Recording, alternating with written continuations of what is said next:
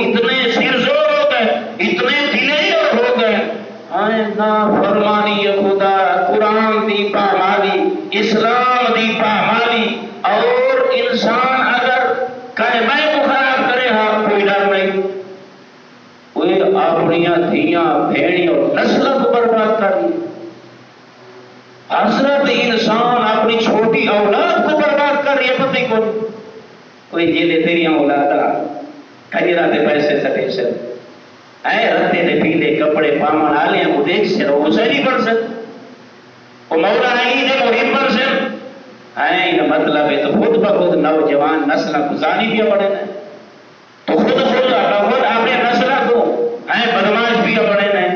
اپنی نسل کو برباد ہی نکالیے ہیں۔ پتہ ہی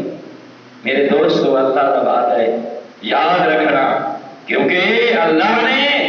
عزت اس واسطے دیتی ہے تاکہ اے بندگان خدا